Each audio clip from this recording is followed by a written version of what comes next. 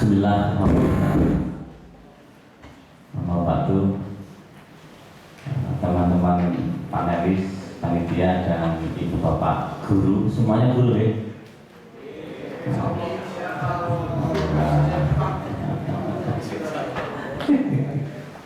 Adanya setengah guru pak, wagu terus saru. Saya mohon maaf, saya duduk aja karena laki-laki walaupun duduk bisa berdiri.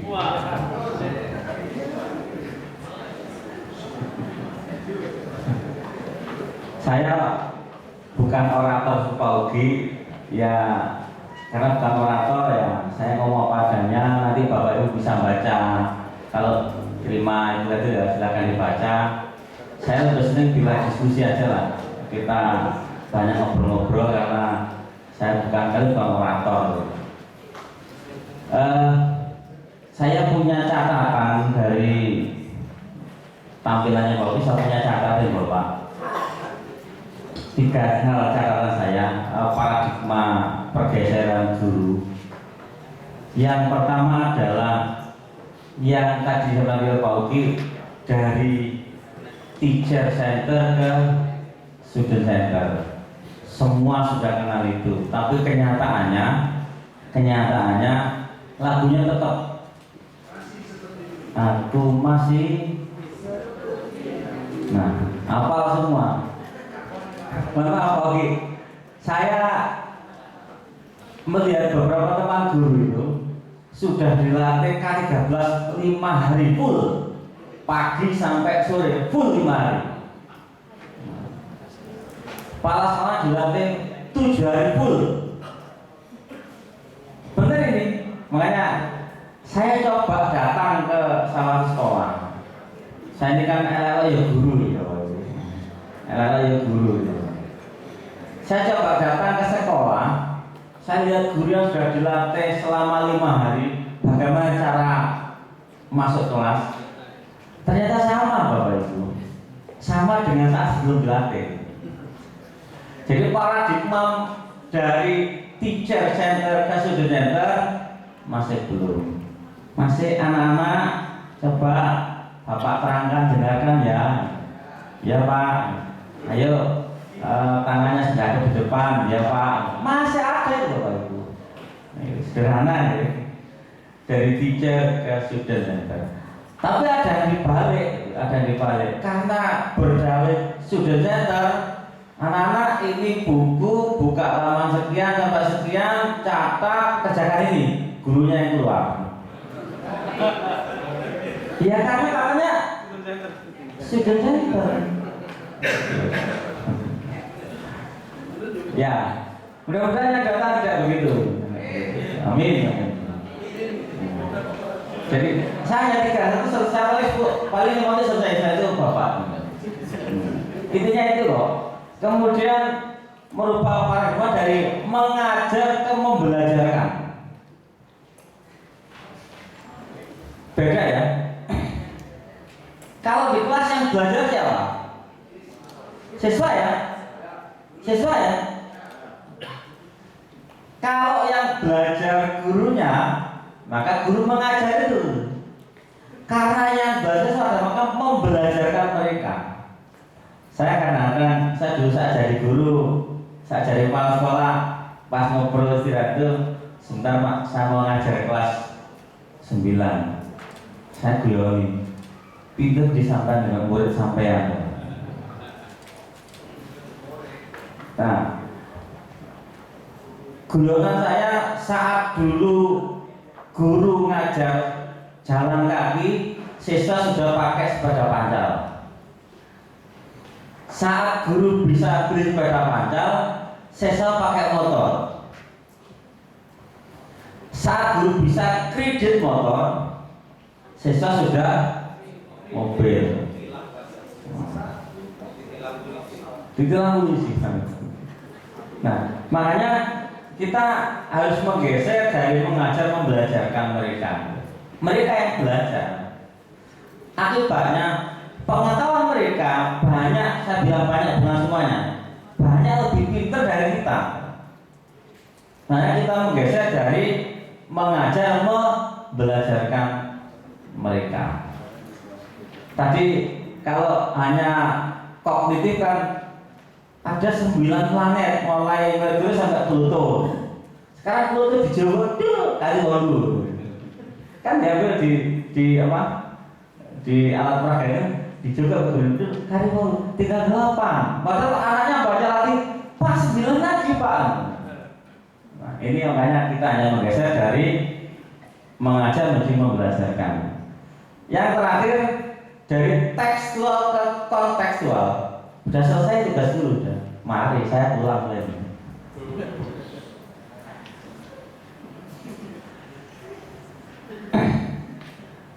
Kenapa kalau berapa tahun terakhir ini kan banyak soal bocor, ya gitu ya? Karena itu hanya tekstual.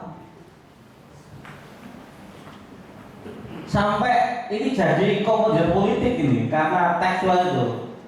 Bupati nekan kepala dinas, kepala dinas nekan kepala sekolah, kepala sekolah nekan guru. Pokoknya kudu lulus 100% dengan nilai rata-rata 9.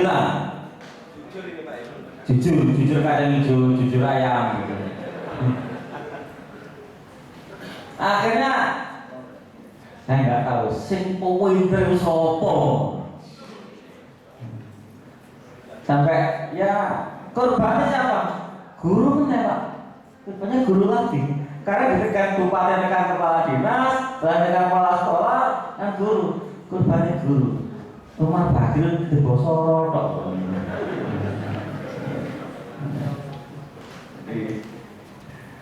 Nah, alhamdulillah Bapak Ibu, saya terus terang baru setahun jadi kepala dinas.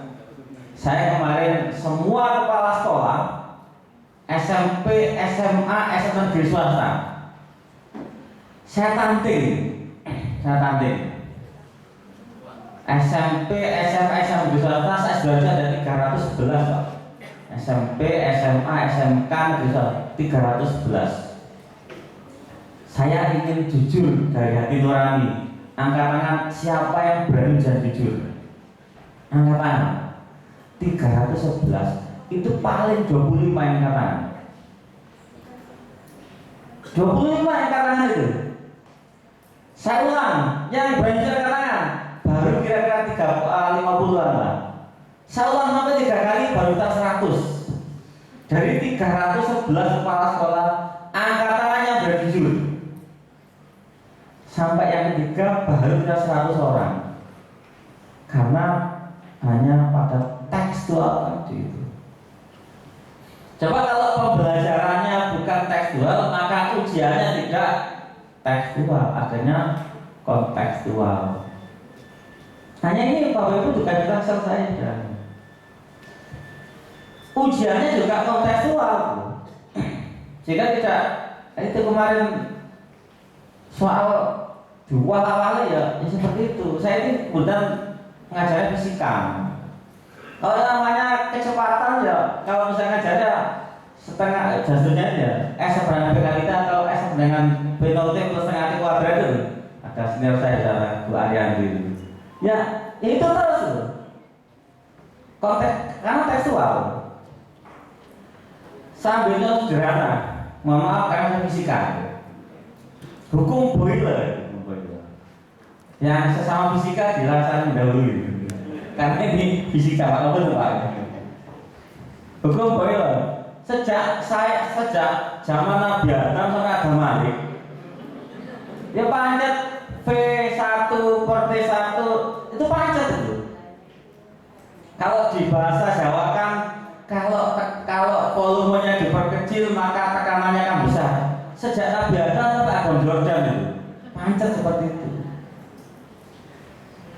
Coba sedikit kita kontekstualkan. Mohon maaf saya Muslim, anak-anak di perut kita itu normalnya diisi oleh sepertiga makanan, sepertiga minuman, sepertiga udara. Coba anak-anak kalau puasa puasa, ini kontekstual, kalau puasa begitu takhim menjelang maghrib semua sudah di depan, ada kolak sak mangkok, ada es degan sak gelas, ada semua menumpuk. Begitu beduk maghrib langsung semua masuk. Apa yang terjadi? Rongga udara di perut yang usia sepertiga tinggal katakanlah seperlima. Berarti volume udara di perut mengecil. Akibatnya menurut boiler tekanannya membesar. Makanya besok taraweh. Ini yang harus kontekstual ini. Besok taraweh gara-gara menurut boiler volume udara di perut mengecil sehingga tekanannya besar. Nah, ini tidak banyak guru seperti ini, yang banyak ditulis V1 sama sekian maka seperti itu. Kalau itu matematik bukan fisika. Nah, ini kontekstual. Selesai Pak dengan saya. Coba silakan slide-nya ke 3 menit Pak. Ke 3 menit. Terus. Oke. Nah, makanya untuk menghadapi tantangan zaman, maka kita perlu punya 3-4 kompetensi ini.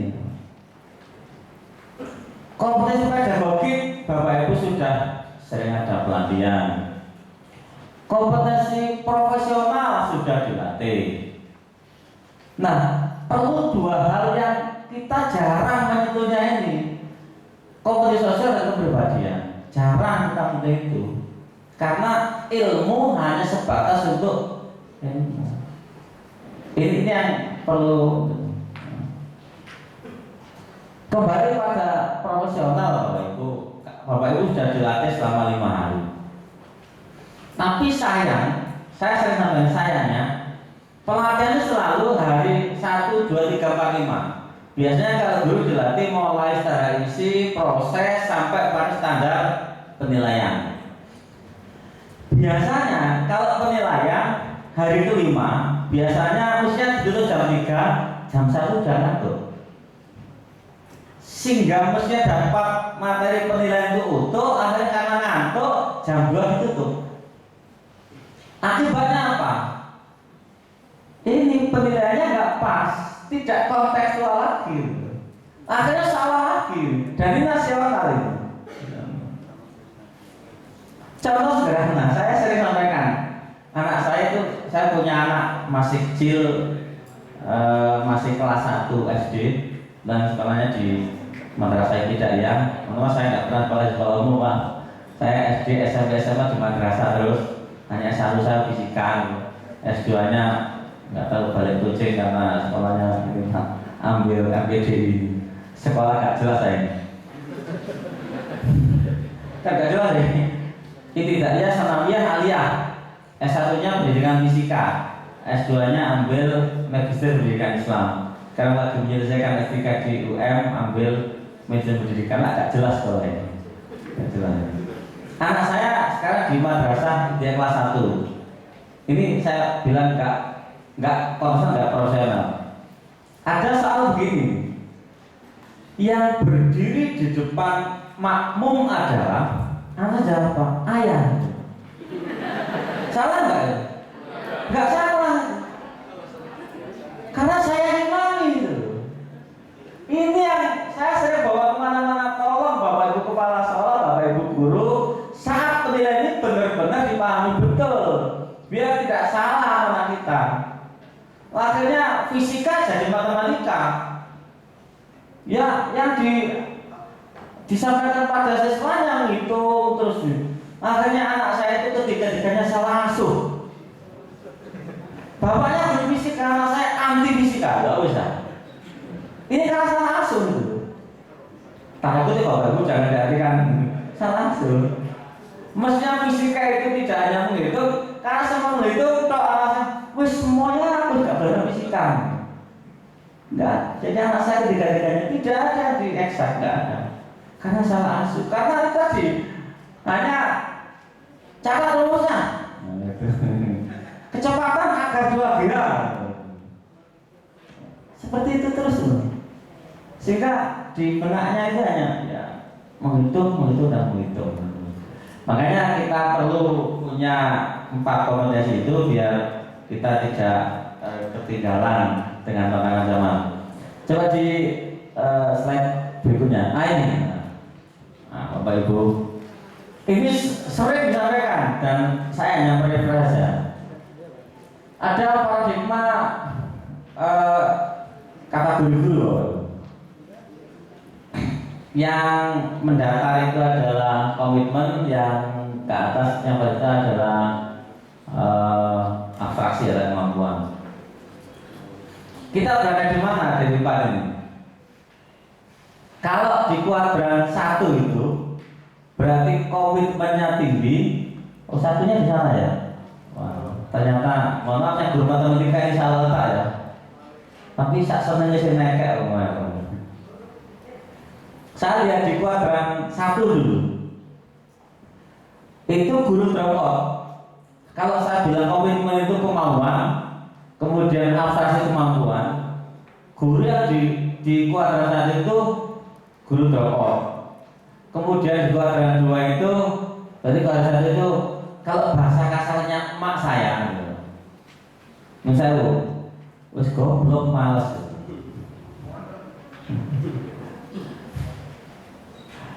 Kemudian yang kuadran 2 itu komitmennya tinggi, tapi gak pada pintar. Akhirnya kamu gak salah.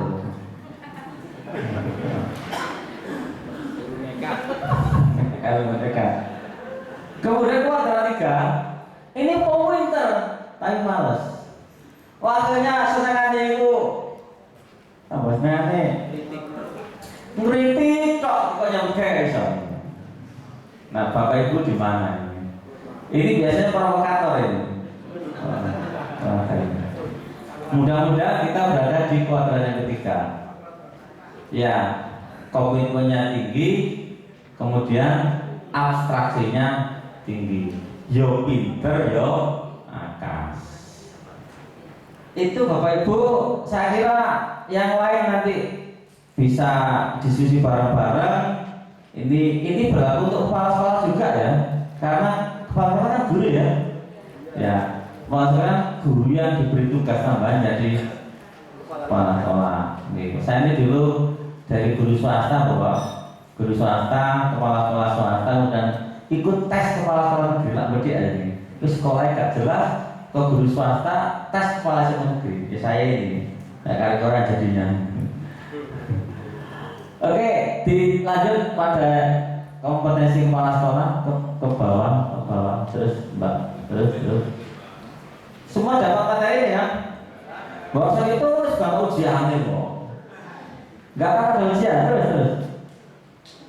Nah, terus.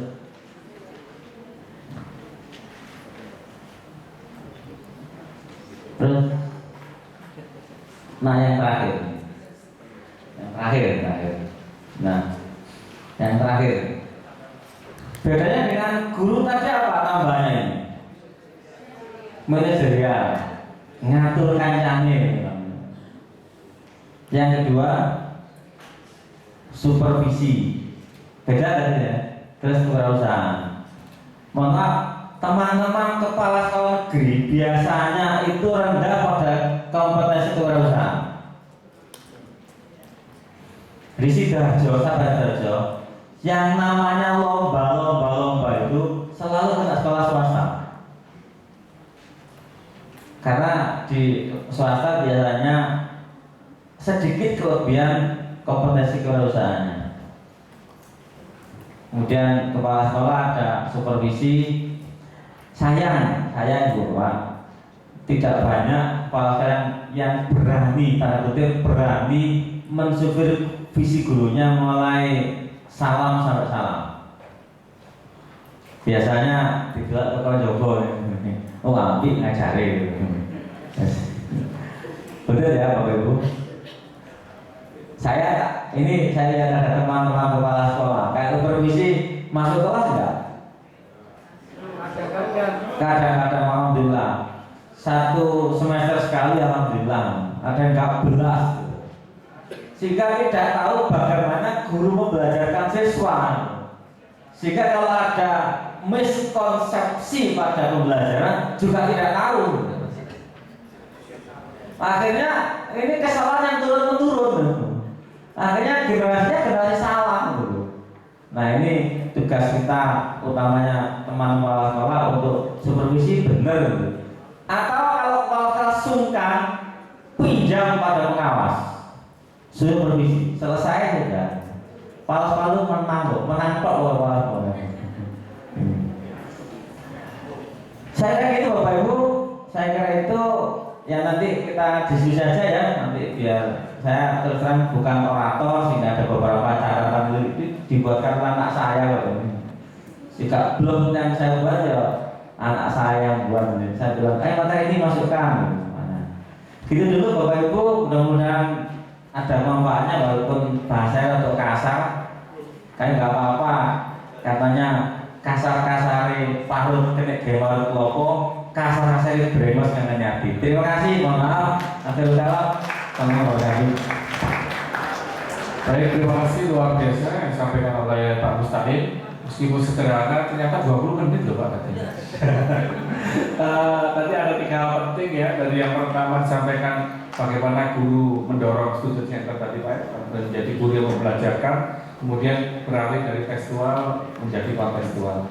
Baik, yang terakhir kami persilakan kepada Bapak Dr. Sugianto Sustiono untuk menyampaikan paparannya. Biasanya beliau sedang di bawah, monggo Pak, silakan. Ya. Beliau ini ngefans banget dengan Umar Bakri, jadi nggak salah beliau ada di sini. Terima kasih.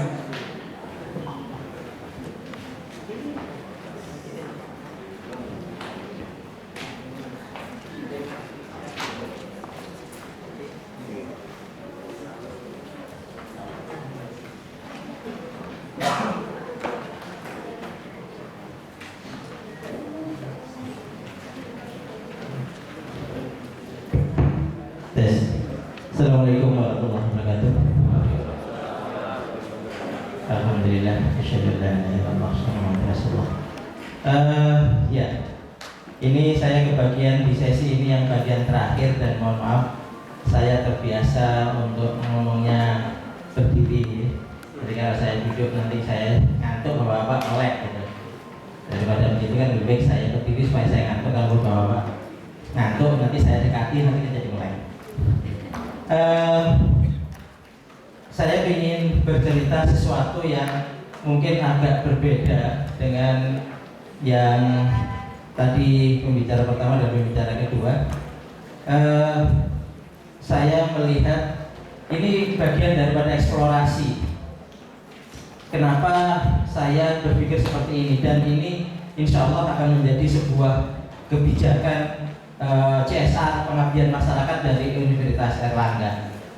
Ada pemikiran kenapa blog guru, kenapa konferensi guru blogger dilakukan oleh UNAIR, bukan oleh UNESA, bukan oleh UPI. Kan sesuatu yang cukup menarik. Kenapa UNAIR sok ngerti guru? Kenapa kok enggak institusi-institusi pendidikan? Ya, ini bermula dari sebuah keinginan untuk kita berkolaborasi. Artinya apa? Saya ingin untuk mencoba mengkolaborasikan, untuk ngobrol se-Indonesia antara siswa dan guru, antara guru dan guru. Jadi konferensi ini pun dibuat, kami lakukan karena pemikiran bonus demografi. Jadi karena ini sebenarnya awal dari cerita saya, awal dari saya nanti presentasi. Tahun 2011 ada sebuah pemikiran bahwa Indonesia ini akan mengalami bonus demografi. Bapak dan Ibu mungkin paham bahwa jumlah pemegang kekuatan ekonomi Indonesia itu akan jauh lebih banyak dibandingkan dengan yang sudah tua dan yang anak-anak. Begitu. Artinya kalau misalkan anak muda ini tidak dikawal, maka kita akan tenggelam bareng-bareng. Untuk itu harus ada sebuah upaya yang mempercepat bagaimana kolaborasi skill pendidikan, skill pengetahuan, skill penguasaan materi se-Indonesia. Saat itu terpikirkan bahwa antara timur dan barat, antara utara dan selatan ada perbedaannya. Maka saya berpikir coba kita membuat sebuah sistem kolaborasi, maka muncullah blok guru. Ya, dari kekinian, insya Allah mulai tahun 2015 akan kita rubah wajah blok guru. Insya Allah kita akan bekerjasama dengan Microsoft. Kenapa kami harus berubah? Karena setelah saya lihat kita ini tidak terasa bahwa sudah terjadi sebuah revolusi besar di akar rumput di dalam siswa-siswa kita, sementara institusi sekolah dan gurunya sendiri belum bergerak ke sana. Ini yang akan menjadi paparan saya, dan kenapa saya mengundang Microsoft. Insya Allah kita akan membuat sebuah desain baru untuk Indonesia. Insya Allah kita akan membuat sebuah Indonesia untuk cloud. Seperti apa ini? Nanti saya ceritakan. Kita tidak merasa bahwa ada sebuah pergerakan besar yang ada di Indonesia. Kemarin ketika Pilpres, jadi beliaunya ini yang timnya nomor 2 pasti sangat kental dengan bagaimana sosial media itu sangat panas. Ketika kemarin Indonesia benar-benar terpecah. Karena apa? Karena sosial media. Setelah saya coba melakukan analisa dari beberapa referensi, pengguna gadget yang nomor 5 di dunia itu Indonesia.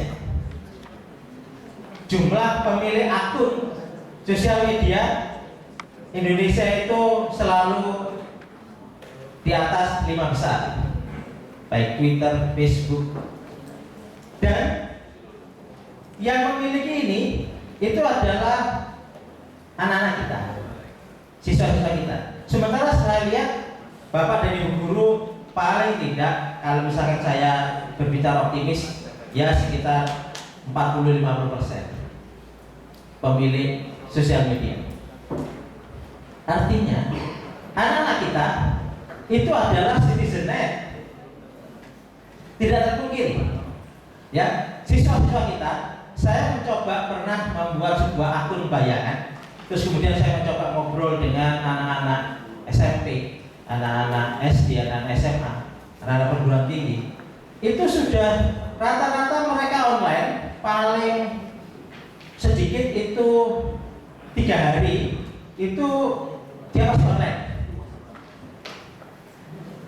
Malah ada 3 hari mereka online dengan adanya bandwidth yang murah sekitar 1.000 atau 5.000, itu mereka sudah tiap hari online. Artinya bahwa siswa-siswi kita, kalau di kami mahasiswa kita, itu sebenarnya sudah ngobrol tingkat nasional. Ya, artinya mereka sudah ngobrol. Artinya kita mau ngomong apa saja tadi, masalah kurikulum, kita ngomong masalah pusatnya kepada siswa atau pusatnya kepada guru, mereka sudah bergerak sendiri. Gitu. Jadi siswa-siswa kita itu sudah ngobrol, sudah cari ilmu, sudah berkolaborasi, yang mereka tidak terpandu. Mereka seakan-akan mencari jawaban di tempat yang lain. Kita ingat bagaimana 6 kali 4 dan 4 kali 6, itu kan sesuatu yang sangat fenomenal ya. Siapa yang tidak tahu, Bapak-bapak dan Ibu? Tahu lah. Iya, hanya karena PR yang dikerjakan oleh kakaknya 4 kali 6 disalahkan oleh gurunya karena kakaknya itu memberi jawaban 6 kali 4. Kalau di sistem kuantum memang beda, tergantung dari komutatifnya. Tapi kalau misalnya kita berbicara ini aljabar biasa, harusnya tidak ada masalah. Ini jadi masalah.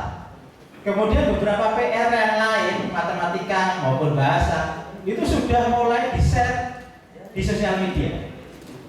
Artinya anak-anak kita ini sudah citizen-net. Anak-anak kita ini sudah belajar di sana.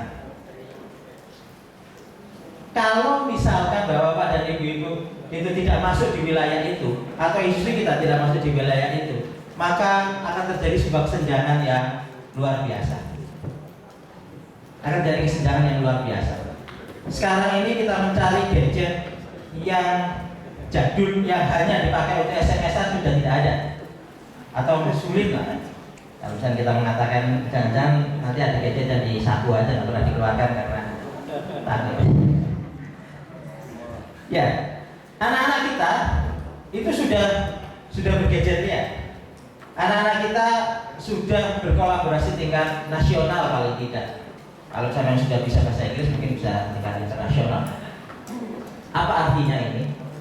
Apakah memang ini akan bermasalah bagi kita atau tidak? Saya ingin memberikan warning. Jika kita melawan citizen-net, kita akan habis. Institusi apapun itu yang melawan citizen-net selesai. Sebentar lagi akan ada sesuatu kekuatan yang luar biasa. Misalkan saja, sangat memungkinkan tiba-tiba misalkan toilet di sekolah tertentu itu bermasalah, itu difoto sudah masuk ke dunia maya dan itu bisa kemana-mana. World become flat. Tiba-tiba dunia kita menjadi terhubung dengan transparan yang luar biasa. Kalau kita tidak mau masuk ke sana, kalau kita sudah menganggap bahwa itu bukan bagian daripada kita, siap-siap saja. Sebentar lagi akan ada sebuah gelombang yang makin besar. Oke, next. Saya mencoba memaknai, mohon maaf, saya bukan dari pendidikan S1, S2, S3, saya fisika murni. Jadi kalau misalkan definisi saya salah tentang pendidikan, mohon dibetulkan, mohon dianggap ya karena saya melihat dari sisi luar. Saya melihat bahwa belajar, selama proses belajar mengajar baik itu konvensional maupun yang kekinian, yang up to date, siswa dan guru belajar selama berinteraksi. Jadi sebenarnya di dalam kelas, di dalam komunikasi, selama berinteraksi itu gurunya juga belajar. Ya, kalau sekarang guru merasa bahwa dia lebih pintar, itu dosen yang merasa lebih pintar, itu suatu saat nanti akan dipatahkan. Karena posisi guru, posisi dosen itu sekarang bukan di atas siswanya, tapi di sampingnya untuk mengantar mereka. Seperti apa konsepnya? Jadi belajar itu adalah perubahan perilaku peserta didik akibat pengalaman dan interaksi selama proses belajar.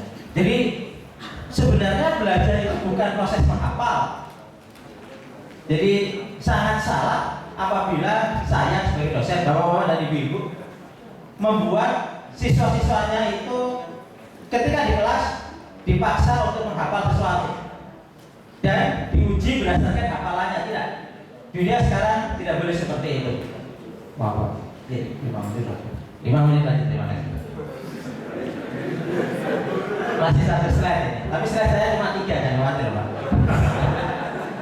Jadi belajar tidak lagi di dalam kelas, tapi belajar itu bagaimana siswa kita ternyata sudah belajar di dalam sosial media. Next. Ya. Kalau di dunia sana sudah ada sebuah pembelajaran kekinian, new learning. Apa itu?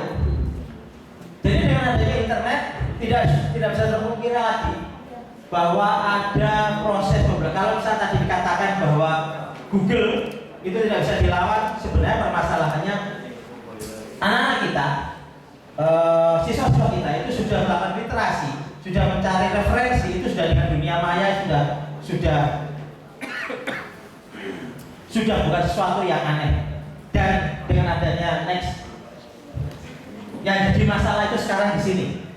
Dengan adanya sosial media banyak yang diruntuhkan. Dengan adanya sosial media banyak sampai pada titik ada bersosial media saja kita belum punya. Gitu. Ketika kita berbicara ada perilaku bagaimana salaman dengan orang tua atau kemudian orang tua membukukan badan dan sebagainya, ada orang Indonesia seperti itu. Tapi ketika sosial media itu menjalar dan hampir jumlah akun kita itu sekitar 50 juta, itu bukan main-main. Itu kita belum tahu bagaimana adab bersosial media itu belum ada, sehingga banyak yang ditabrak di situ. Sementara anak-anak kita belajar di situ. Ini yang harus diwaspadai. Tapi sebenarnya secara alamiah bahwa belajar itu adalah berdiskusi. Kalau misalkan ternyata ada sesuatu yang cukup aneh, kalau misalkan anak-anak kita itu kemudian disuruh kumpul, kemudian disuruh berdiskusi, biasanya mereka diam. Biasanya mereka tidak ngomong ya. Biasanya mereka relatif masih, meskipun ada juga yang aktif. Tapi rata-rata anak-anak Indonesia ketika siapa yang bertanya, tidak ada yang bertanya. Begitu. Ketika mereka disuruh kumpul, ayo silakan berdiskusi, biasanya banyak yang diam. Tapi ketika di sosial media mereka berkicau sana kemari. Mereka ngobrol sana kemari. Ada sesuatu yang sebenarnya harus diwadai. Next. Artinya perlu dibuat sebuah kolaborasi yang terkontrol. Perlu dibuat sebuah kolaborasi yang terkontrol. Next. Udah punya gagasan bahwa kita punya blog guru, blog siswa, dan blog sekolah. Bagaimana ketiga itu kita kolaborasikan dalam bentuk sebuah sosial media yang terkolaborasi. Next. Sebelumnya, oh gambarnya muncul ya. Oke. Intinya begini, kami dengan Microsoft akan membuat sebuah sosial media komunikasi sebagaimana Facebook yang berbasiskan mata pelajaran. Sedang kami proses. Jadi kami sedang membayangkan, andai kata saja geografi kelas 8 bisa berkolaborasi siswa se-Indonesia seperti sosial media gitu dengan gurunya. Jadi bentuknya seperti Facebook. Kita tidak menggunakan Moodle, tidak. Kenapa? Oh ya, kita tidak menggunakan itu, kita akan menggunakan seperti Edmodo itu, monggo. Jadi saya berpikir tidak bisa atau tidak kuat kita untuk melawan sosial media Facebook. Sementara kita Facebook, Line dan sebagainya mereka sudah masuk ke sana, maka saya berpikir ada wilayah yang dimana mereka harus tergelangkan di wilayah itu, tapi terkontrol, terkolaborasi, dan ngobrolnya adalah ngobrol tentang sesuatu yang lebih manfaat. Gitu. Jadi kita akan menggunakan Yammer. Bagi yang besok ikut pelatihan di Microsoft, nanti akan ada salah satunya adalah pelajaran Yammer. Kita akan menggunakan 365 dan seterusnya. Kita sedang mendesain supaya terjadi sebuah kolaborasi siswa se-Indonesia per mata pelajaran dengan gurunya, bisa melakukan video conference dengan biaya murah sebagaimana Skype. Kita pakai link. Begitu. Jadi guru yang ada di Jakarta bisa ngobrol dengan anak-anak yang ada di Papua secara live. Kalau yang kemarin blog guru kita menggunakan Yahoo Messenger yang sekarang sudah ditinggal orang, kita akan menggunakan ini. Kita akan menggunakan Yammer, kita akan menggunakan 365 dan kita akan menggunakan link. Begitu untuk berkolaborasi untuk menjadi kekuatan dari blog guru, blog siswa, dan blog sekolah. Ini sedang diproses, insya Allah 2015 kita akan launching, dan siapa guru yang sudah bergabung dengan blog guru nanti akan kita beri informasi bagaimana supaya siswanya bisa berkolaborasi tingkat nasional. Jadi ngobrol tingkat nasional per mata pelajaran. Begitu. Insya Allah itu akan menjadi perkembangan dari blog guru yang akan datang. Sekali lagi, sosial media adalah sesuatu sudah keniscayaan. Kita tidak bisa melawan itu. Regulasi orang yang mengatakan bahwa tidak boleh pakai Facebook dan sebagainya, suatu saat sama dengan orang yang melarang dulu tidak boleh pakai SMS.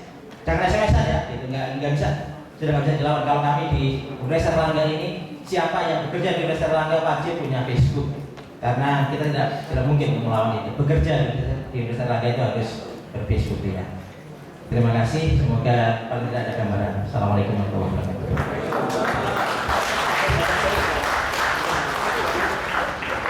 Baik, saya kira sudah banyak sampai oleh Bapak Sugianto terkait dengan kolaborasi bersama pendidikan yang ke depan nantinya akan menggandeng Microsoft ya secara eksklusif. Nantinya Microsoft hanya mengagendakan kerjasama dengan Novel Erlangga saja terhadap konten dan apa yang disampaikan tadi.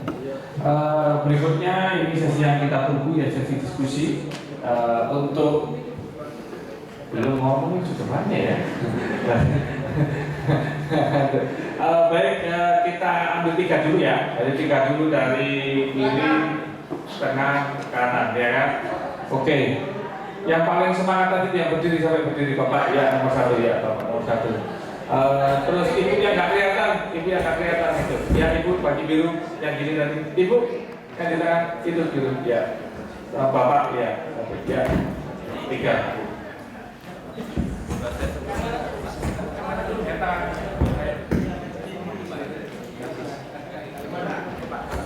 Saya dulu Pak. Oke. Assalamualaikum warahmatullahi wabarakatuh. Salam semangat dan salam sejahtera bagi kita semua. Bapak Budi dan para penyaji. Oh ya maaf, saya nama Jaimuni Pak, dari asal dari Sidoarjo, ngajar di SMA 1 Gresik. Mantu Pak ya. Ya, izin takut ya. Ini begini Pak. Kalau tadi Pak Budi mungkin kalau tadi disampaikan bahwasanya baik kurikulum yang lama yang baru itu semuanya masih berpusat pada guru. Itu sangat betul sekali dan kebetulan saya sebagai tim pendamping Kabupaten Gresik.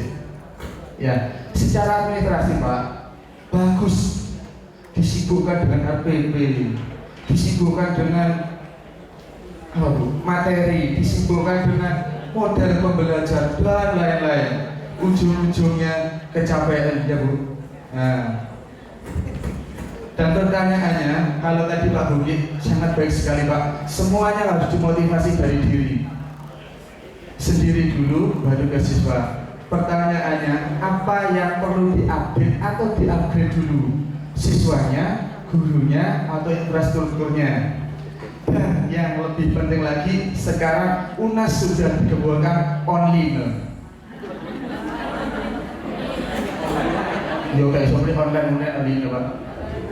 Nah, sekarang itu memang gebot-gebot di medsos sangat ramai sekali Pak. Bahkan kemarin saya sudah dapat bocorannya di desktopnya tampilan seperti apa. Dan sudah ada satu gerakan atau apa ya yang bahasa kerennya itu, mereka sudah mengadakan lomba online. Jadi sekolah diberi akun sendiri, daftar sendiri, siswa dikasih akun sendiri, code sendiri. Jadi sangat menarik sekali. Kemarin saya uji coba, alhamdulillah sudah sukses, tapi bukan untuk lomba. Nah, untuk yang tadi disampaikan Bapak dari pembelajaran berbasis sosmed, itu kemarin Pak sempat saya juga jadi ikut ngisi juga di, tidak saya sebutkan satu yang sering-sering disampaikan ke teman-teman, yaitu NO2. Itu juga ada. Kebetulan saya juga ngisi di Kuiper School. Dia juga berbasis medsos juga, NO2 juga medsos juga. Jadi pertanyaan nanti kalau semuanya semacam itu, nanti pasti milih mana yang lebih simpel dan mudah dilaksanakan. Yang jelas semuanya yang saya sampaikan tadi, yang online tadi, kaitannya bagaimana koneksi internet kita supaya lancar. Terima kasih. Saya akhiri. Assalamualaikum warahmatullahi wabarakatuh. Baik, terima kasih Pak Zainuddin. Yang kedua Ibu pernah tadi. Baik. Ibu ada apa tadi? Oh iya, iya. Ya, terima kasih. Assalamualaikum warahmatullahi wabarakatuh. Nah, tadi kan dijelaskan kalau pendidikan yang makan dulu. Nama saya Muhammad Al-Hadaf Adil Habib dari Visip UNER. Nah, tadi kan dijelaskan kalau pendidikan yang bertipe sistem pedagogi itu banyak dikritik. Katanya itu tidak humanis, guru sebagai bank education itu siswa yang menganggap siswa itu tertindas kayak gitu, dan tidak meningkatkan, tidak apa itu, melatih siswa untuk berpikir kritis. Nah, akhirnya kan dibuat sistem pendidikan yang baru yang katanya lebih digambarkan bagus itu kan yang andragogi, yang berpusat pada siswa. Tapi pada kenyataannya tadi kan dijelaskan kalau tidak bisa berjalan dengan baik. Kalau menurut saya ya, ini dari pengalaman saya, dosen saya sendiri kan, saya punya dosen baru. Nah, dia itu S1-nya dari Amerika, S2-nya dari Jepang. Dia itu pertama masuk jadi dosen baru, dia itu mahasiswanya itu masih sedikit, masih sekitar 16. Nah, dia itu menerapkan sistem yang pedagogi itu. Jadi kalau misalkan ingin mendefinisikan apa gitu, dia itu tidak sesuai dengan buku. Jadi mahasiswa itu disuruh satu-satu mendefinisikan apa-apa, nanti diolah terus jadikan definisi menurut kesepakatan kelas. Terus kemudian misalkan ingin mengkaji masalah apa, itu tidak dari buku tapi dari realitas sosial yang asli, dari saya suruh mencari sendiri, observasi. Itu karena mahasiswanya masih sedikit. Terus tahun berikutnya, semester berikutnya itu kan karena dianggap enak, dosen itu enak, akhirnya mahasiswa yang pilih mata kuliah itu yang diajar dosen itu mahasiswa membludak menjadi sekitar 80 sampai 100 orang. Akhirnya, akhirnya itu kan sistem pendidikan yang andragogi tadi kan tidak bisa berjalan lagi gitu mas. Malah kembali lagi ke pedagogi. Pertanyaannya, apakah benar sih salah satu faktor yang membuat pendidikan di Indonesia tidak bisa menerapkan andragogi itu karena jumlah siswa yang terlalu banyak di setiap kelas? Kan satu kelas bisa sampai 40 seperti itu. Terima kasih. Baik, yang terakhir ya, silakan.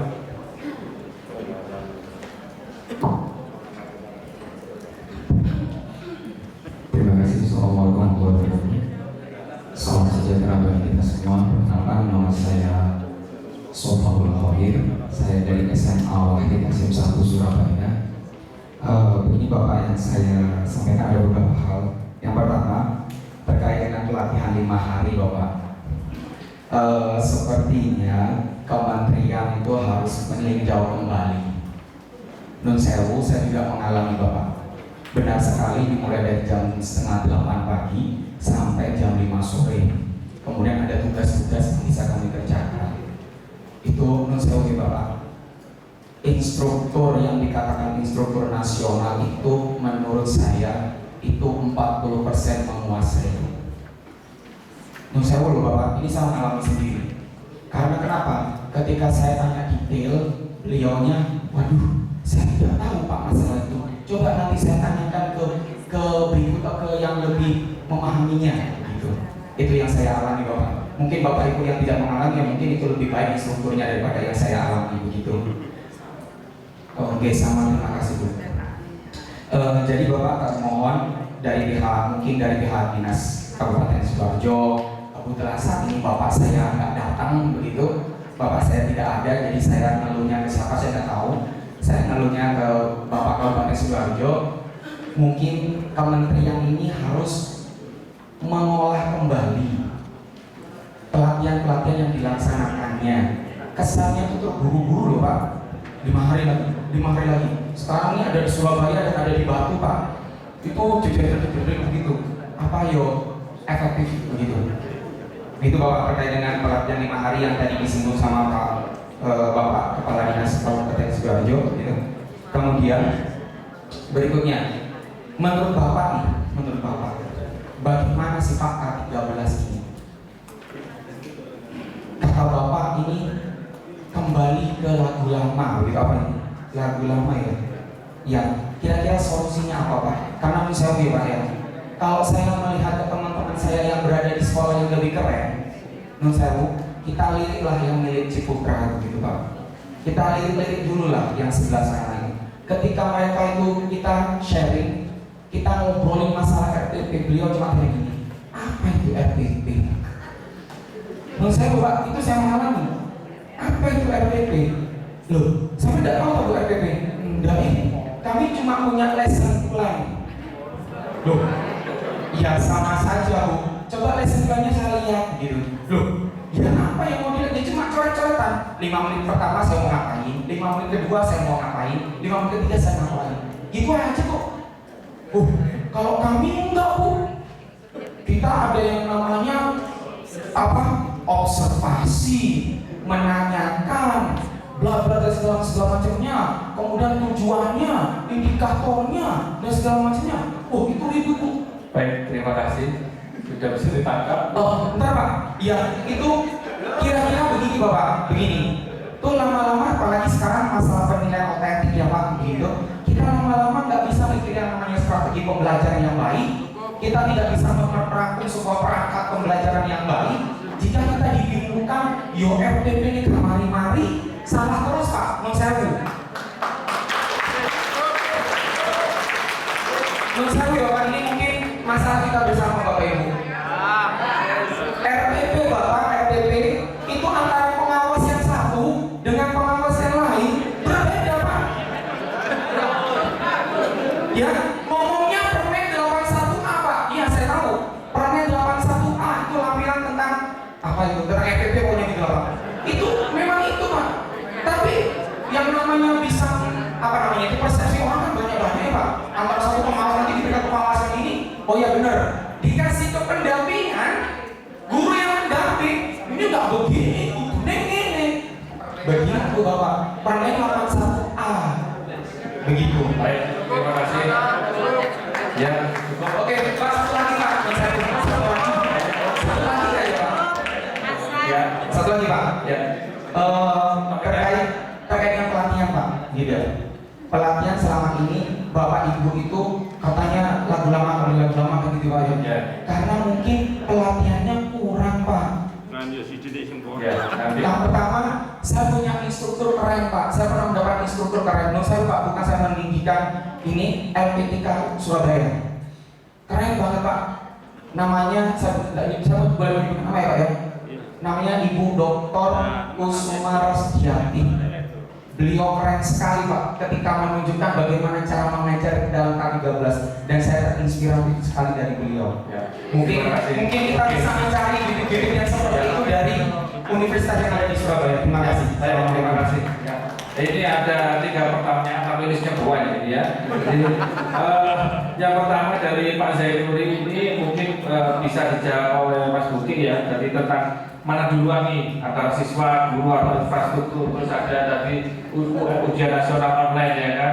K13 kok bagus beneran apa enggak sih? Kan cara istilah tadi katanya bagus. Kemudian mungkin juga nanti Mas Buki juga bisa bantu yang